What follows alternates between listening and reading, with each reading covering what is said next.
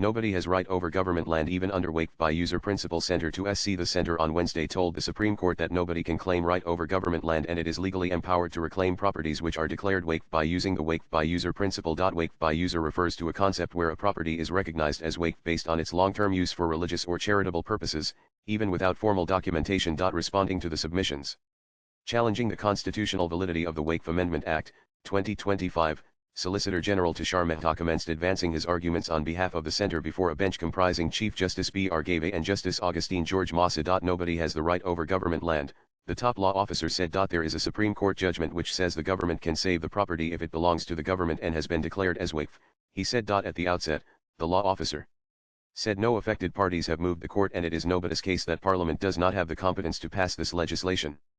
He referred to the report of the Joint Parliamentary Committee and the fact that many state governments and state Waqf boards were consulted before the act came into being. The bench sought response from the center on the pleas of the petitioners that an officer above the rank of the district collector can decide the claim over Waqf properties on the grounds that they are of government.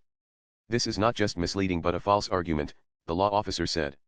The hearing in the case is underway. The center, in its written note, strongly defended the act, saying Waqf by its very nature is a secular concept and can't be state as there is a presumption of constitutionality in its favor. It addressed the issues the court had previously raised and said the law only sought to regulate secular aspects of Waqf administration while safeguarding religious freedom. He said there was no grave national urgency calling for its stay. It is a settled position in law that constitutional courts would not stay a statutory provision, either directly or indirectly, and will decide the matter finally.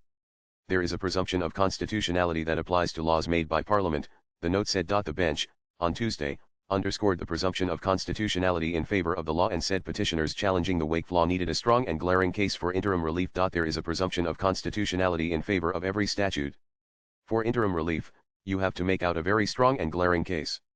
Otherwise, presumption of constitutionality will be there, the CJI said when senior advocate Kapil Sibal, leading the charge against the legislation, began his submissions. The center had urged the bench to confine the hearing on pleas to 3 issues. One of the issues is the power to denotify properties declared as Waqf by courts, Waqf by user or Waqf by deed. The second issue relates to the composition of state Waqf boards and the Central Waqf Council, where they contend only Muslims should operate except ex officio members, whereas the last one is over the provision stipulating a Waqf property won't be treated as a Waqf when the collector conducts an inquiry to ascertain if the property is government land. The center notified the Waqf Amendment Act, 2025 last month after it got President Draupadi Murmu's assent on April 5. Swipe left for next video. The bill was cleared by Lok Sabha with the support of 288 members while 232 MPs were against it.